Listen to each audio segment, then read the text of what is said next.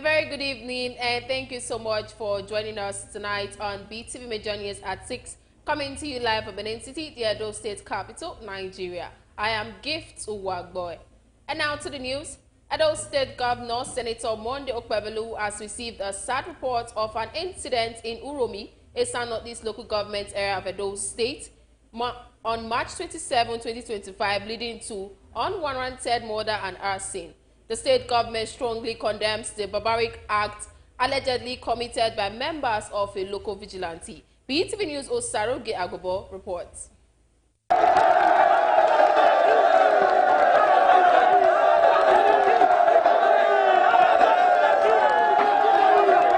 Initial reports indicate that the victims were traveling through the town from Port Harcourt, River State, when they were intercepted on suspicion of being criminals by the local vigilante members. Governor Monday Okpebholo, who visited the town on Friday to assess the situation, expressed dismay over the heinous killings. He condemned the action of the vigilante members in the strongest terms and promised justice for the victims. The governor said there is no excuse for the vigilante members to take the law into their hands without recourse to statutory law enforcement agencies. The governor directed the State Police Command and other security agencies to conduct thorough and speedy investigations into the matter and bring those found culpable to book. He also charged the community to work with the security agencies to reach out to the culprits.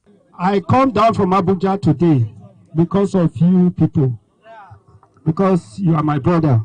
I'm also your brother. Not be so? Me too, I grew up for Jos. And you are here in my land. One day you will also go to another place. Is that not so? So what happened yesterday? I call it accident. So let us take things easy. We will reason together. We'll go inside palace now and discuss with leaders so that after we can address you people. Thank you very much. Governor Okpebholo also commended community leaders, especially the leadership of Arewa community in the area, for de-escalating tensions and handling the situation with restraint. Osarogie Agwebo reporting for BeeTv News. Some respondents in Benin City have commended Governor Monday Okpebholo for declaring a state of emergency in public schools in Edo State, describing the move as a right step in the right direction to revive the state public schools and the education system of the state. BeeTv News' Osaroge Agobo has the story. All I need to do, even when I was campaigning, remember I keep telling everybody, I'll declare state of emergency on schools. On Tuesday, Governor Monday Okpebholo visited some public schools in Bubauka and Ego local government areas of the state, where he expressed his displeasure over the worrisome conditions of the schools visited and declared a state of emergency in public schools across the state. Against this backdrop, some residents and parents whose children attend public schools shared their concerns about the dilapidated conditions of several public schools in the state, stating that the state of emergency declared in the public schools by the governor is a right step in the right direction to revive the education system in the state. Senator Monday Okpebholo of Benin is a godsend to Edo State, plus his deputy, Honorable Dennis Dausa. It's a very good take that he has declared a state of emergency on the public schools. Our former governor left the school in a shambles. Was only talking about MOU, without really actualizing his MOU for the 8 good years. Well, eyewitnesses, we've seen what is playing out. Okpebholo has come to stay, and he will stay to help us to deliver the state. So it's a very good thing. First of all, I'm happy that the governor even have the time to even visit the public school to see the condition, because most of the public school in Edo State here really needs the attention of the governor. So this calling for the state of emergency is a very good one. So at least he should do something, not only on the roads or flyover, but the school sectors, they need him very urgently, because these are public schools. Their condition is really is not pleasing at all. They urge the governor to expedite plans to improve public schools across the state to ensure the students and pupils in public schools learn in a serene and conducive environment. Well, it's a good idea. The truth of the matter is that the education system in Edo State as it is now, really needs serious attention, because what is happening in the education system in Edo State now, to me, the government need to find out, to make sure they put this in place so that our children can be disciplined, can know the reason why they are going to school. I'm happy about that. If we can really do that, we'll be so happy, because most of the structures, they are too bad. Looking at our children studying in such condition is not a good one at all. So if you go ahead to do that, we'll applaud him for that. With this emergency state on the schools, students will learn in good condition. We'll be expecting a positive outcome. I think as a governor in his right, he has his priorities, and he feels that that is the only way to activate that aspect of the government service that is moribund. So I think it's on its own right, and I just believe that that will activate the various stakeholders to be alert, because once state of emergency is declared on something, that will now make everybody to be active, to pay more attention. I think it's a good idea. And it's a very good development for Edo State. We, the Edo State masses, we are very, very in support of it. If the infrastructure in the school is not good, you provide infrastructure for the school. If the teachers are few, you provide teachers. Governor Monday Okpebolo on Tuesday, while declaring the state of emergency in public schools across the state, emphasized that Edo children deserve a better learning environment to bring out their best potential. Osarogie Agwebo reporting for BeeTv News. The National Association of Proprietors of Private Schools, NAPS, Edo State Chapter, has called the attention of Governor Monday Okpebolo to the sudden and arbitrary tax increment imposed on private school owners in Edo State. BeeTv News Osarogie Agwebo report that the NAPS chairman, Edo State Chapter, Dr. Lemmy Russell, made the appeal to the governor during a press briefing with journalists at the Secretariat on Sakbomba Road in Benin City. The report. Gathered here at the Secretariat of NAPS in Edo State are proprietors of various private schools in the state. Addressing journalists, the chairman of Edo State Chapter of the National Association of Proprietors of Private Schools, Dr. Lemmy Rose, said the briefing was necessary to draw Governor Okpebolo's attention to the over 300% sudden and arbitrary tax increment imposed on private school owners in Edo State. He added that the press briefing followed the circular published by the Honorable Commissioner for Information and Communication, Honorable Paul Nwambamu, on March 18, 2025, and with the personal income tax assessment distributed to private schools owners. Dr. Rose appealed to the governor to intervene, as the over 300% increment on private school would negatively affect the economic situation of parents, forcing all private schools to increase their fees so as to stay in operation. A circular published by the Honorable Commissioner of Information, Honorable Paul Nwambamu, on the 18th of March 2025, coupled with recent personal income tax assessment distributed to private schools, we choose to put together this press conference to quickly clear the air on propaganda and rumor that have been circulating around government circles. I want to also use this medium to draw the attention of the executive governor, Senator Monday Okpebolo, of the sudden and arbitrary tax increment imposed on private schools in Edo State. The running of a school is not a business per se, but a social service. But we pay tax, and we will continue to pay tax.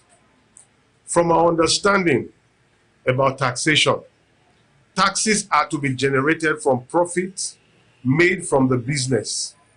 But we suddenly noticed that the benchmark that have been placed on all schools in Edo State, both rural and urban, has been set at 30,000 naira for nursery schools, 35,000 naira for primary schools, and 40,000 naira for secondary schools. Dr. Lemmy Rose added that their prayers is for Governor Monday Okpebolo to help them reach out to the Board of Internal Revenue Service so that they can ease their stance toward private schools. And secondly, that the increment on personal income taxes for private school owners should be between 5% to 10%. So what we see actually is the fact that figures obtained are assumed to be taken from our profit, but however, we understand that they are not considering several other items that have also been imposed on private schools.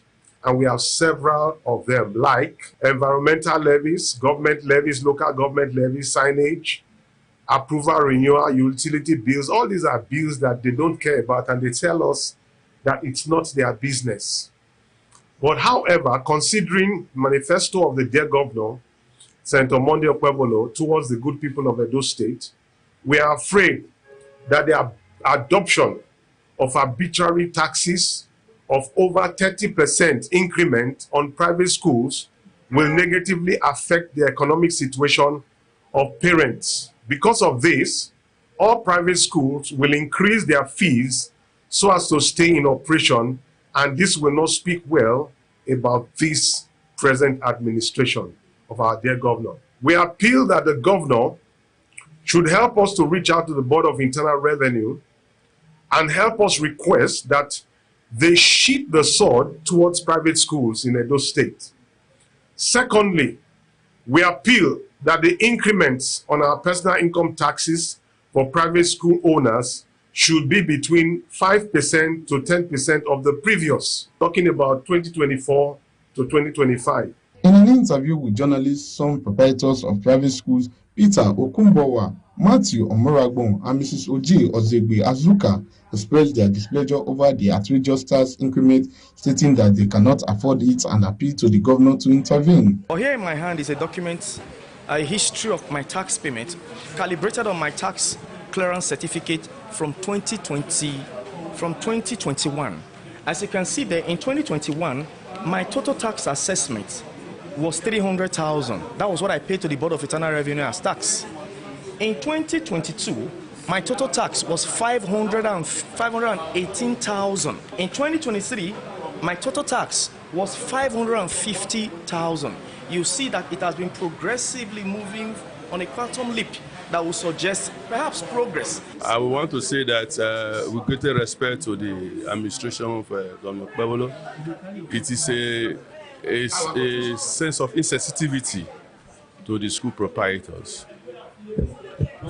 School proprietorship contributes so much to the development of this state. In fact, after the government, the next people that employ people in this state are the school owners, and they need encouragement. They need to be encouraged to do more instead of discouraging them by outrageous increment in their taxes. It's not helpful to them at all.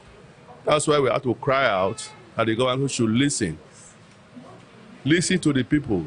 It's a very listening governor, Spidey governor, that he should help us. We're actually not very happy about what is going on in the state. The kind of new tax they are serving schools is like they are telling us we should close. Because if we implement what they are trying to make us implement, we make enemies of all the parents around us. Many of them in the offices don't know what we go through. We are the ones that see the children come in the morning. We are the ones that see the children who are sick when they come and you give them paracetamol, call their parents. We are the more ones that see how many times we have to call some parents and they'll be paying their school fees in bits, begging you each time, explaining, my child is sick or my husband is late, and different things they present to us. So we know the face of the parents we are dealing with. The private school owners in Edo State are hopeful that Governor Monday Okpebholo will intervene and review the over 300% tax increment imposed on them. Osarogie Agwebo reporting for BeeTv News.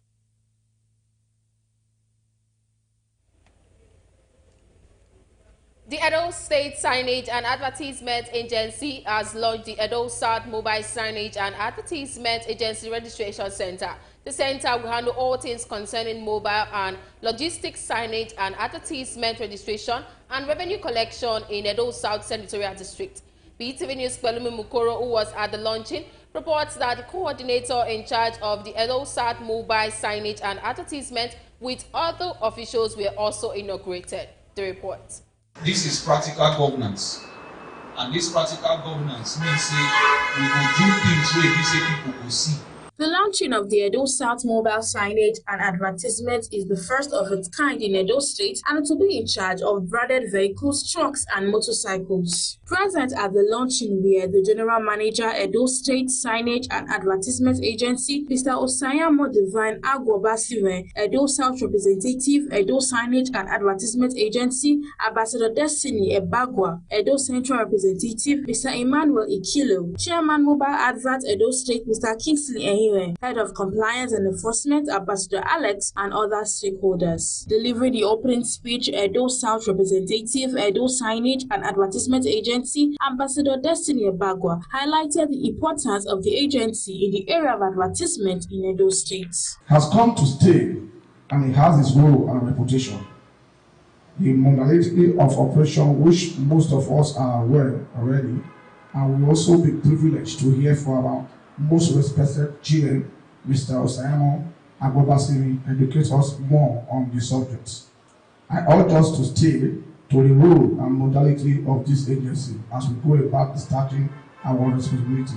Thank you, and God bless you. Addressing stakeholders and others present at the launching, the General Manager, Edo Signage and Advertisement Agency, Mr. Osayamo Divine Agwabasiwe, stated that the Edo South Mobile Signage and Advertisement Center is one of the units created by the agency to handle advertisement and revenue collection in Edo State, precisely Edo South. He also assured stakeholders that the process involved in revenue collection is well organized and devoid of thuggery and extortion, in line with the mandate of Edo State Governor, Senator Monday Okpebholo. Three things is our driving force as far as EDSA in this dispensation is concerned.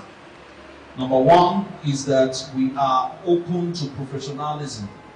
We desire that whatever collection or regulation or anything that is done will be done with utmost professionalism. What do I mean by that? We not accept touting and heroism. The vision of the Edo State government does not support that. The Edo State government, led by our able governor, Senator Monday Okpebholo, believes that we can do things rightly, we can do things correctly for the good of the people and for the good of the government. This is practical governance.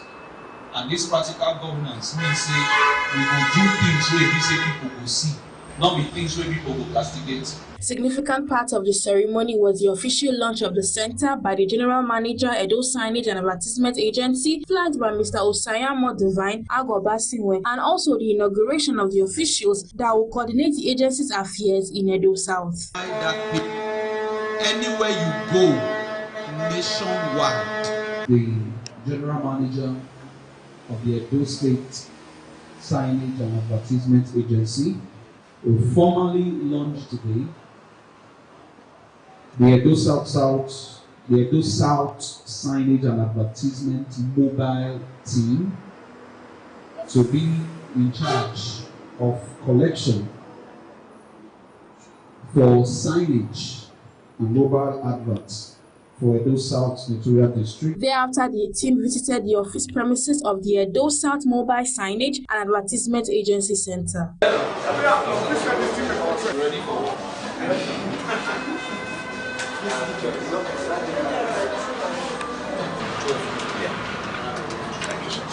Point is, in as much as I brought you, make sure that everybody is still following the guidelines and protocols.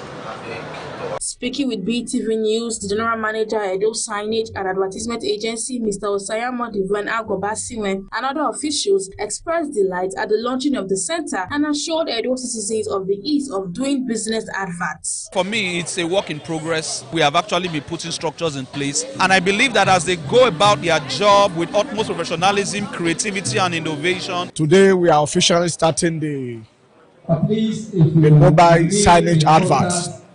And from tomorrow, you start seeing this body everywhere collecting the revenue for the state. This agency, we dey well organized and we get our bodies. That's why it takes us time from January. You see, I'm saying on March ending we can't start because we do training for everybody who want to work with us. For everybody to gather here today because we are trying to bring up an innovation into the system. And we're trying to deprive this agborulism at the same time touting in revenue collection. So we are trying to modernize the system through electronic medium, whereby you register and you get whatever you register for. Those are the areas we are looking at. So I believe with this innovation, those that are doing business in Edo State will not have fear in anything that they are doing. They will now be confident that whatever they are paying is going to the right channel at the right time. EDSA is the body responsible for outdoor signages and advertisement in Edo State. Balumi Mukoro reporting for BeeTv News.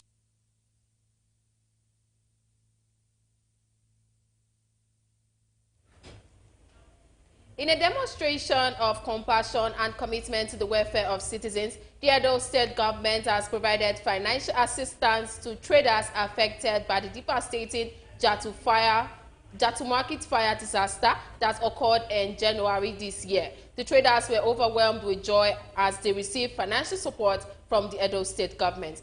BeeTv News' Esoe Osemige has the details.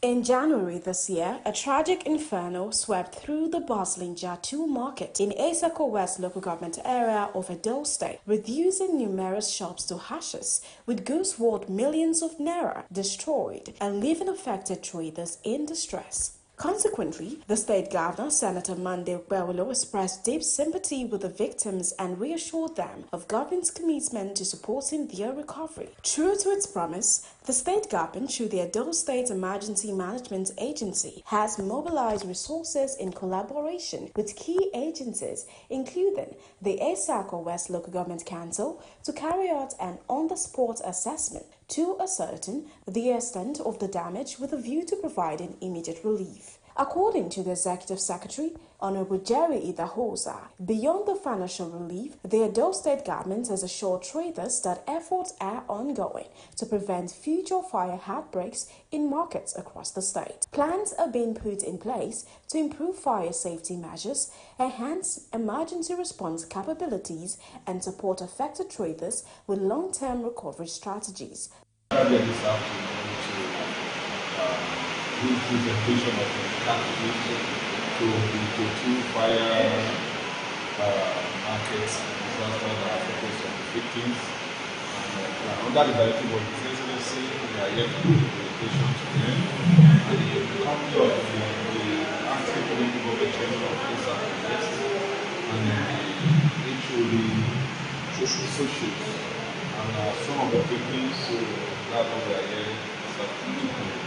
He said the Edo State government, through Edo Semi, identified 14 traders who suffered significant losses and has delivered financial assistance to help them rebuild their businesses. Honorable Idahosa maintained that the compensation was based on a thorough assessment as they conducted an on-the-ground evaluation to determine the level of damage suffered by traders. He added that after careful assessment, they identified 14 victims who lost their goods and means of livelihood, maintaining that following Governor Okpebelo's directives, they visited the market to ensure traders receive financial support to help them start over.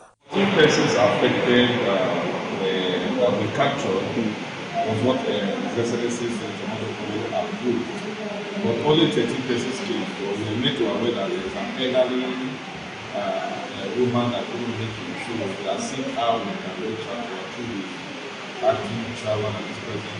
Although efforts are being put in place to try to call her because she doesn't have a phone number, but we are looking if we can reach a neighbor to reach out to her so that we can hear from her. The acting chairman of Asako West Local Government, Okwilagwe Valentine, praised the swift response of the state government, describing it as a reflection of the governor's deep concern for the people of Edo State. He said the governor's quick intervention in the Jatu Market fire disaster is a testament to his dedication to the well-being of Edo people. He said the financial support will go a long way in helping the affected traders recover their losses and restart their businesses.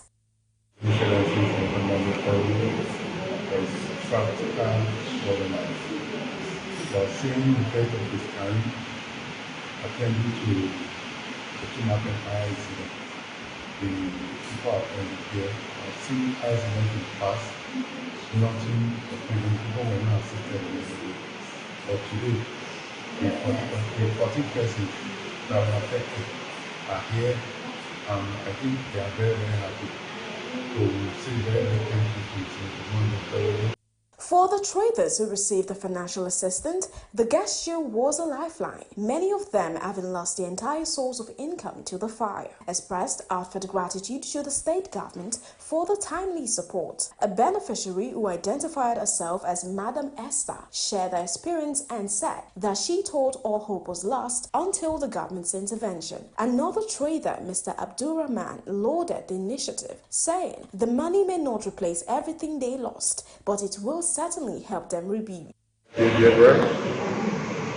want to thank the government, His Excellency, for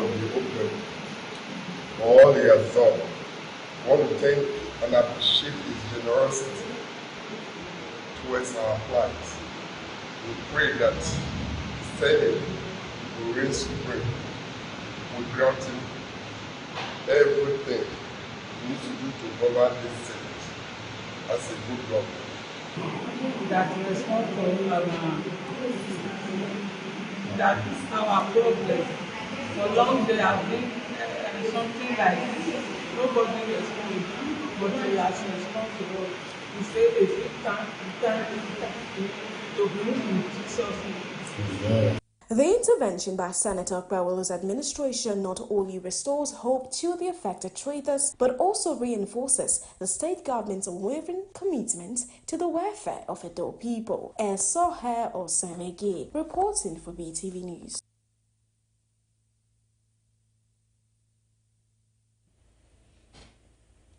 Dr. Ame Ogbemudia Unwumago, PhD, Education Administration of the University of Benin, has encouraged professional women in all faiths to participate in politics, as women are underrepresented despite their contribution and participation in politics. She also encouraged women empowerment, particularly those at the grassroots.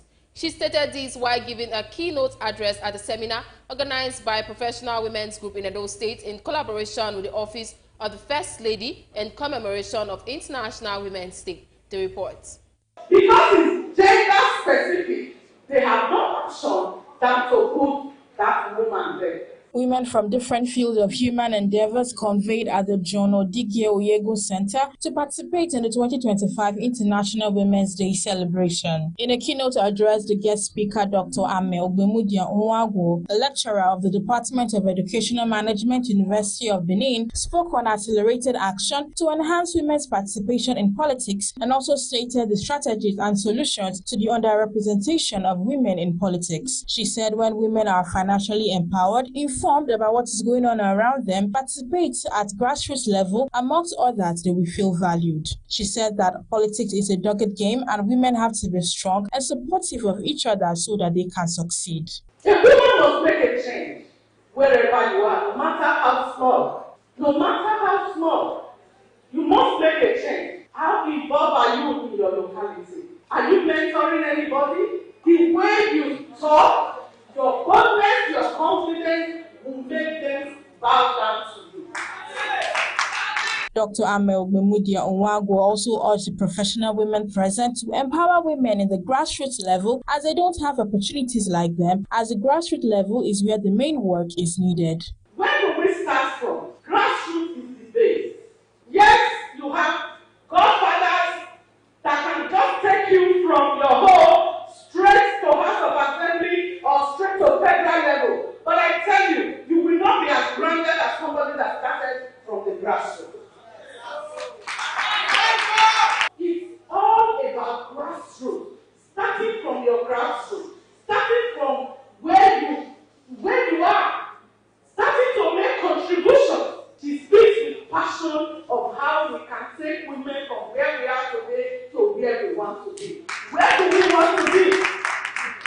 Earlier, the Administrator, Office of the First Lady of Edo State, Mr. Desili Okpaholu Anani, Commissioner for Women Affairs, Chief BCE Daomi, with other speakers emphasized the need for women to come together and support each other to fight against the systemic and societal conditions that hinders women underrepresented in politics and other areas of human endeavors. That a new Edo cannot rise without the women.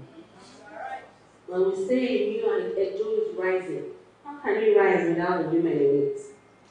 This new Edo that is rising with me and is rising with you. And our voices must be heard. Our voices cannot and will not be strangled anymore. I'm glad the professional women are opening their eyes. I want members of the professional bodies to be part of party politics. In all the 18 local government areas, we want to be in the leadership, not only as LGA women leaders. When the substantive chairmen have been chosen, we want at least 6, 2 in each senatorial district. Discuss ways to break barriers and create more opportunities for women in leadership. It is imperative we foster an environment where competence, vision, and dedication, not gender, define policy participation. If you build yourself and train yourself, you can become what you want to do. High point of the one-day seminar was the launching of the Edo State flag-off of her seat in Parliament Governance Campaign, which was put together by League of Women Voters in collaboration with Nigerian Association of Women Journalists Edo State Chapter, and also the presentation of awards to some women for their notable achievements in their respective fields.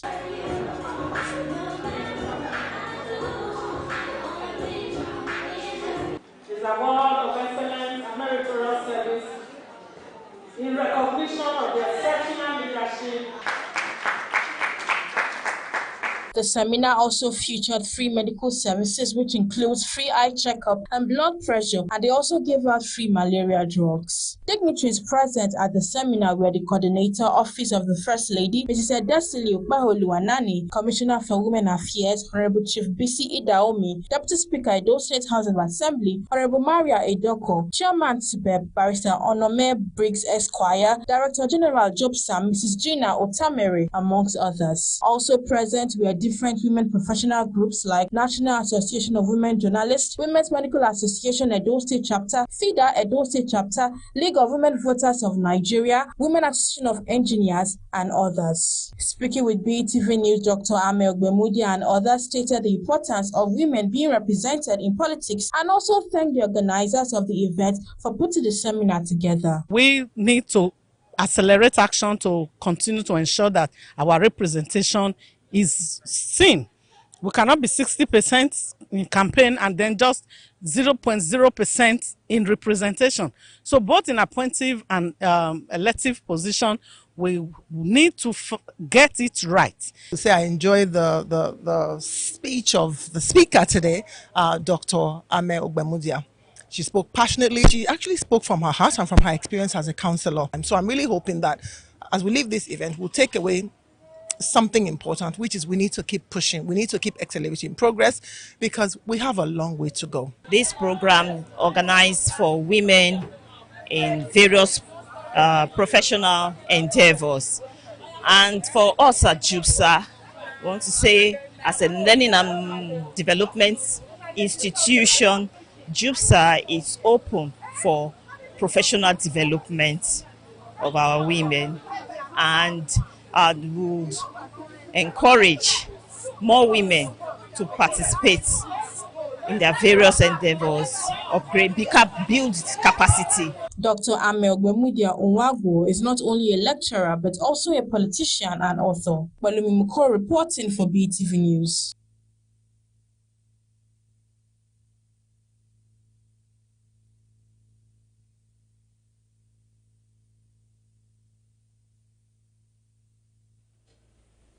The Nigerian government has finally commenced the payment of the new 77,000 naira monthly allowance for National Youth Service Corps members. This decision has been met with widespread applause. BeeTv News crew spoke with some residents who have commended the government for the move, which they say will go a long way in supporting the youth. The report. In an interview with BeeTv News, residents commended the federal government for the increment in the allowance of NYSC corps members, noting that the increment was long overdue. They expressed relief and appreciation for the increased allowance from 33,000 naira to 77,000 naira. Residents also acknowledged that the previous allowances was insufficient, particularly in the light of the current economic challenges in the country. They hope that the government will maintain this commitment to the welfare of NYSC corps members. I will commend the federal government for this they have done. We are expecting more from them from this. At least, as I want to know the Nigerian NYC, National Corps, some stuff, they are paying them below this amount. People are suffering. That's why they are posting them in different states. Before you know, you hear accidents have happened, people have died. But now, thank them very much for the amendment they did. And now they have also amended the payment or the corpus minimum wage or thereabouts. So I commend the federal government for this one. He has tried and do. Encouraging. I commend them for that. Let them continue. As time goes on, they will see increase. So that this hardship will be ameliorated for some time.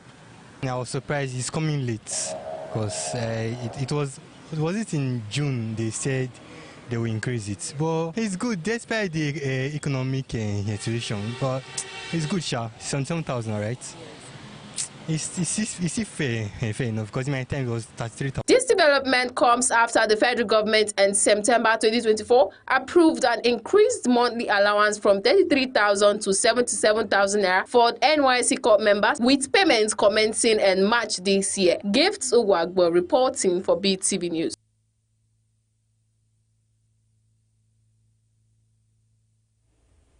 For a second time, senators at the National Assembly rejected moves to posthumously honor the former National Electoral Commissioner, Professor Humphrey Nwosu, who conducted the June 12, 1993 presidential election.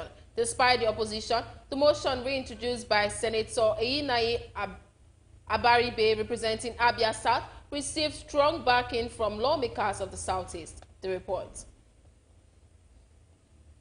The late Professor Humphrey Nwosu once again took center stage in the Nigeria Senate as Senator Eyinaye Abaribe moved the motion calling on the federal government to rename the headquarters of the Independent National Electoral Commission after him and posthumously cover him with national honors. His courageous defense of democratic electoral process during the 1993 presidential elections led to the famous June 12, which ultimately confirmed Alhaji MKO Abiola as the winner of the election. The motion found strong support among lawmakers from the Southeast who insist that Professor Nwosu's role in Nigeria's democratic journey deserves national recognition. The struggle to revalidate that June 12 presidential election took a huge toll on Nigeria, including loss of lives. But now we have come back as a country to acknowledge that that election was the freest and ever conducted. However, opposition to the motion was swift as some lawmakers argued that while Mr. Nwosu's efforts in conducting the June 12 election were commendable, he ultimately failed in his most crucial responsibility to officially declare the results. It is his failure to announce the result, whether other threat or other whatever forces that prevented him from so doing, that Nigerians were unable to say that he was declared the winner. We should be naming a whole INEC, not even national honor post-mortem. We should name the whole INEC after one of his chairman who annoyed the election of June 12, who couldn't even come up with a result. After heated deliberations, the motion was put into a voice note once again, and the knee had it. Those in favor say aye. Those against say nay. Nay. The nays have it. Despite rejecting the motion, senators agreed to honor the late Professor Nwosu by observing a minute of silence in his memory. However, Southeast senators are not backing down. They are now urging President Bola Tinubu to take executive action and confer national honors on Nwosu, recognizing his bravery and role in shaping Nigeria's democratic histories. Osarogie Agwebo, Reporting for BeeTv News. The Nasarawa state government has commenced the training of officials of the State Operation Coordinating Unit on the integration of the national identity number into the social register. The move is in preparation for the federal government cash transfer scheme to 15 million Nigerians for a period of 3 months. The report. Officials of the State's Operations Coordinating Unit (SUCU) from the 13 local governments of Nasarawa State gathered in Lafia for a 3-day workshop. The workshop is to build the capacity of the participants on the technicalities of need integration into the social register. The new move is in preparations for the federal government cash transfer scheme, which will benefit 15 million poor and vulnerable Nigerians with 75,000 naira each for a period of 3 months. Participant, in fact, this is a special training that requires your attention. It's not the normal Kobo collect that you are using, but now NIMSI are in. We are now collaborating with NIMSI. There are some technicalities in the NIMSI enrollment process that you have to pay attention to that. Don't go and say maybe these are my family, extended family, you go and enroll them into the register. Please, everybody should benefit from this cash transfer. Do your work the way you are trained to do, so that the register will be updated. SUCU is organizing this in collaboration with the National Social Safety Net Coordinating Office. The role as a CBTT member and enumerator is crucial in ensuring this success. So let us work together to make this policy a reality and bring identity, dignity, and critical support to the most vulnerable members of our society. The National Identity Management Commission is ready to train the officials on the technicalities of the exercise and at length its benefits. This closed-loop system helps the government to streamline its activities and ensure that beneficiaries are not shortchanged, as they are directly credited in cash or tokens or whatever form. This helps enhance monitoring and evaluation of data, as data is readily available for analysis. This exercise and integration program will help eradicate fraud and ensure transparency in the disbursement of the funds. Usarugi Agrebo, reporting for BeeTv. Experts have asked media organizations across the country to adopt artificial intelligence-driven tools to enhance journalistic practices, combat misinformation, and cater to diverse audiences. The report. As traditional media outlets face mounting pressure from social media and digital platforms, they are tuning to AI to streamline processes and improve efficiency, from automating routine news generation to improving fact-checking. These technologies are reshaping the newsroom operations. A $5 million fund announced by Connected Development is expected to boost AI storytelling, data gathering, and algorithms to produce reports in quick time. With our objective of empowering individuals to seek their right to a decent level of living. As part of our 5-year strategic plan, we would empower journalists in mobilizing Nigeria for this proposed ethical use of AI tools. Despite the benefits, the integration of AI in journalism raises ethical questions. Emphasis is on the importance of developing guidelines to address issues like bias and data privacy. Soher Osemeke, reporting for BeeTv News. The Debt Management Office says the federal government has raised a total of 1.09 trillion naira through the Sovereign Sukuk signed 2017 to support infrastructure development. The Director General of the DMO, Mrs. Patience Oniha, said this in Lagos during an all-parties meeting for the issuance of the 7th series of the Sovereign Sukuk. She says the series plan is to raise about 300 billion naira to be used to finance capital projects. According to her, the meeting presented an opportunity to reflect on the progress that the GMO had made in the use of sukuk as a means of raising funds for the government. Recall that the first sukuk was issued in September 2017 after extensive marketing. The offer, which was for 100 billion naira with a tenure of 7 years, received a total subscription of more than 105 billion naira. Kitchen utensils are necessary equipment needed in a kitchen for several purposes, and due to its necessity, it's usually purchased almost on a regular basis. Customers and traders are not so happy about the hiking cost of utensils caused by the inflation. BeeTv News' Glorious Isirame has the report. Utensils such as plates, spoons, cups, pots, buckets, bowls, and many others are of various prices in the market depending on the quality, and the prices now seem to be quite difficult for the average Nigerian to purchase as they please. Customers at the market complained about the excessive hike in the cost of these items. I was so surprised to see the rate at which everything is just too high. I look at here and there, say, what do? I have to buy something. But looking at the whole thing is somehow, it's not easy for the poor people to afford anyway. I, for one, I just have a kind of shock to what is going on in Nigeria. They won't kill us. If you say we won't go buy food, the food will not let us they buy. But if you won't come buy their own go there. Where? What to make our own not dear like that? I bet man help us. Before, like I take this rubber now, we they buy like 2.5. Now 4.5. What to make our own be like that? It's not there. It's your guy been. I bet not if they buy something. I see only 10 liter where I buy and how much before now 8,000. Now 10,000. Now 10 liter. Not be bucket. Everything not there. Even for 25 liter, how much they buy before that 3,000. Now 4 5. Everywhere your guy be. They spoke on how the hike discourages them from purchasing as much as they want, leaving them very displeased. Also stating the differences between the previous and current costs of utensils. The one of 700, the dozen is being sold at 5.8. Then the one of 500, the dozen is being sold at 3.8. So we calculate the transport money and all these things. So we are now selling that price that I told you. Before it was 2.5. Later now it's 3,000. Now it's 3.5 for the small ones.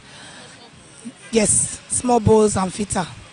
Why some are 4,000, some 4.5, 5,000, just like that, 6,000. Because the price is high now, it will affect. Normally we said cheap before, so when it was cheap, the thing was easy to buy. People might buy many, but now that it's cost, they will buy little. Varieties. Some are 25,000, 11,000, depending the size you want. Party pots is like 35,000, 40,000. Before it was 25, 20, because of the increase of dollar, that's why they increase it.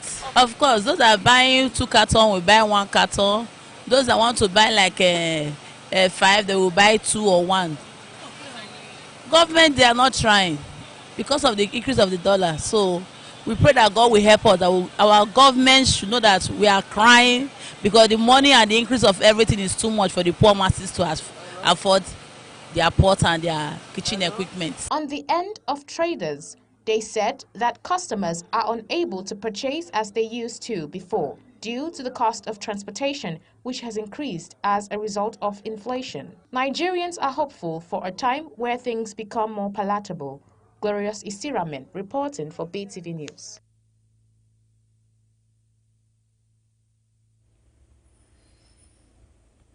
Some Nigerians have given diverse choice of preference commercial banks to microfinance banks in accessing loans. BeeTv News Freeman Osawe reports that some of the respondents said commercial banks are more secure than the microfinance banks, though accessing loans from the commercial banks is cumbersome. The report. Commercial banks are commonly seen everywhere and many people have an existing account with these commercial banks. However, the competitive presence of microfinance banks have also now given many the options of seeking for loan facility. Some respondents said commercial banks cannot grant people loans, especially when they do not have collaterals, but microfinance banks consider giving grants with guarantors. They also added that commercial banks, though, is secured in terms of banking services, but people might not get quick or even access to any loan. For microfinance bank, I may not because I don't really know details about them. But for commercial bank, you can still get details about them maybe probably you have one problem or the other as regards that. You can easily access them, unlike microfinance bank. So that's Microfinance bank to commercial banks for a loan because of their interest rate is very low. Unlike banks so is very high because the guarantor is considered is very good. Unlike collateral, they will just be disturbing you, they will not allow you to rest. So as for me, I prefer microfinance banks in terms of guarantor. Whether commercial or microfinance banking, the choice depends on the individual. Freeman Osawe reporting for BeeTv.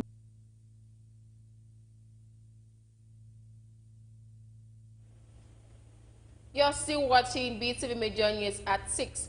Right now, we'll be going on a short break and we'll be right back. Please stay with us. Landlady, that's just say I meet you for house. That my client when I tell you. He said he ready to pay ×3 of the amount. Then another thing be say he no need landlady when they take nose come they smell wetin dey happen for compound. The one with the mass, I don't smell her finish. Collect my money, come give me. Make I just call her. Hey, wait. Una know the work where they work. Wetin concern the work when they do. My own na make it pay the money. I carry my percentage put for pocket me. I give landlady the rest. That be my work. Oh, I be agent. Una never know wetin dey fly dey go so. Our governor talk say all this people wey dey do kidnapping so. Any house where they see the person, whether na the person build the house or on alternative day, the house they go demolish am. No be only that one o. All those small secret court wey they dey, except anybody wey they see, the person go 21 years imprisonment. Anybody wey they use water dey tie am for back, that person go 10 years for jail. Agent, no collect money for your hand again. Landlady, na 30% we dey talk so. 30% kill you there. Say no to kidnapping, say no to cultism, and no forget to report any wuru or kukere waka to government. This message na from Edo State Government too. Thank you so very much for staying with us. And now to the foreign scene where a powerful 7.7 magnitude earthquake struck central Myanmar today, with tremors felt in neighboring Thailand. BeeTv News Global News correspondent Rebecca Goffey tells us more on these and other stories from the foreign scene. A rescue team in Mandalay says the death toll is uncertain but is feared to be in the hundreds. In Thailand, the quake caused an unfinished high-rise in Bangkok to collapse, leaving 81 construction workers missing. A search and rescue operation is underway. Images show widespread damage in Myanmar, while videos from Thailand captured a rooftop pole spilling over as buildings sway. Myanmar, already struggling with political turmoil since the 2021 military coup, faces challenges in assessing the full extent of the disaster. Meanwhile, Russian President Vladimir Putin has proposed placing Ukraine under temporary UN control to elect what he calls a more competent government. The move challenges the legitimacy of Kyiv's leadership. Ukraine dismissed the idea as crazy, accusing Putin of stalling peace talks backed by US President Donald Trump. The White House insists that Ukraine's government will be decided by its people and constitution. Putin's remark come as the US pushes for a ceasefire in the ongoing war. King Charles III briefly stayed in the hospital on Thursday due to temporary side effects of his cancer treatment. Buckingham Palace said he has since returned to Clarence House where he continued to work. On medical advice, the King, 76, cancelled his planned visit to Birmingham on Friday, which included 4 public engagements. Meetings with 3 ambassadors on Thursday were also affected. The palace first announced his cancer diagnosis in February 2024. A spokesperson said Charles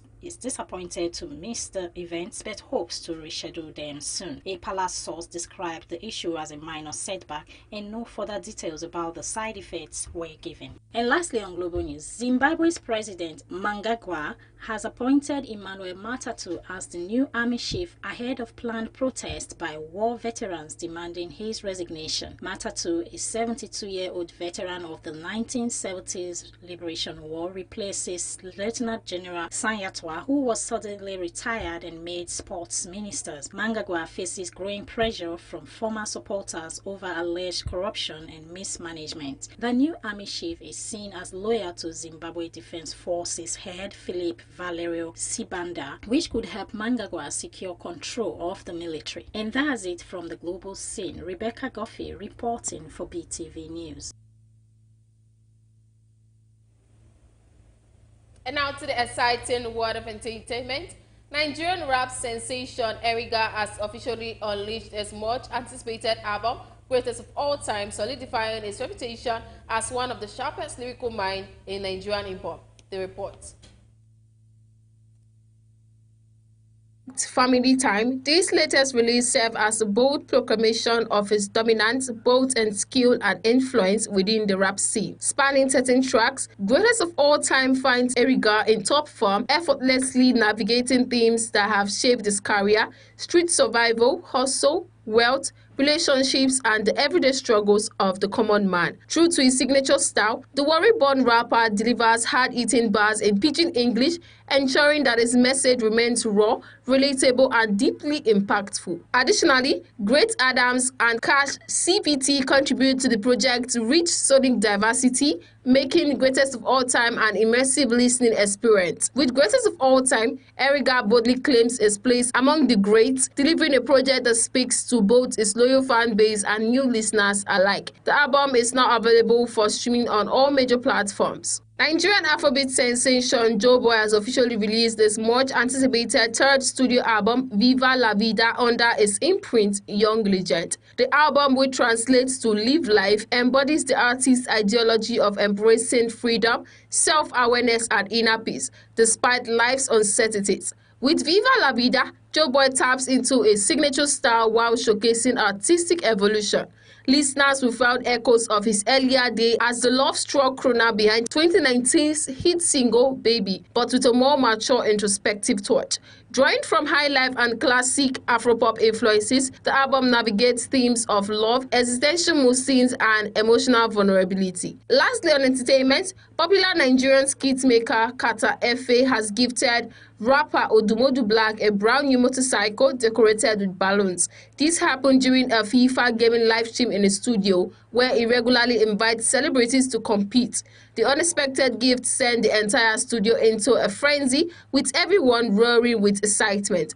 Explaining his motivation, Kata Efe said he had always been curious about why Odumodu Black constantly shouts "industry machine," so in his signature comedic style, he decided to gift him an actual machine. And that's it on entertainment news tonight. Gift Uwagbo reporting for BeeTv News. And now talking sports, European football's governing body is investigating 4 Real Madrid players for indecent conduct after Atletico game. Let's now join our sports correspondent Freeman Osawe, who has more on this and other trending sports stories. 4 Real Madrid players, including Kylian Mbappe and Vinicius Jr., have been investigated by UEFA for alleged indecent conduct during the Champions League game at Atletico Madrid. UEFA European football governing body said on Thursday it appointed a disciplinary expert to study the unspecified allegations at the round of 16 game on March 12. The case also involves Antonio Rudiger, Dani Ceballos. Any ban imposed would force a player to miss Madrid's game at Arsenal on April 8 in the first leg of the quarterfinals. Madrid advanced to the quarterfinals after the shootout against Atletico. Rudiger scored a decisive spot kick and led teammates in an exuberant dancing run around Atletico's home field. In a similar case prosecuted by UEFA at the European Championship last year, Madrid player Jude Bellingham was given a 1-game ban, suspended for a probationary period of 1 year. Chelsea remain on course for a quadruple in Sonia Bompastor first season in charge. They beat City Cup final earlier this month to begin the quarter of meeting and into the semi-finals of the FA Cup and have 8 points lead at the top of Women's Super League. However, they face the most daunting challenge in the women's football next month in trying to dethrone Barcelona. Chelsea's quest to win the Champions League for the first time has come undone against the Spanish champions in 3 of the past 4 seasons. Pere Romeo's side have gone on to win the tournament on all 3 occasions and set a record by reaching a 7th consecutive semi-final. Super Eagles can qualify for 2026 World Cup. Nigeria's quest to qualify for the 2026 World Cup took a serious hit after they were held to a disappointing home draw by Zimbabwe. A sluggish start to their qualifying campaign, where they managed to just 3 points from a possible 12, left them with little margin for error. To keep their qualification hopes alive, they needed to secure 12 points available during this international window. They began positively with a 2-0 victory over Rwanda, offering a glimmer hope. However, the draw against Zimbabwe represents a setback, leaving them 6 points adrift of the automatic qualification spot. And that's it on Sport News tonight. Freeman Usawe reporting for BeeTv News. And that's the size of our news package for tonight. Many thanks for joining us. I am Gift Uwagboy. Have a good night.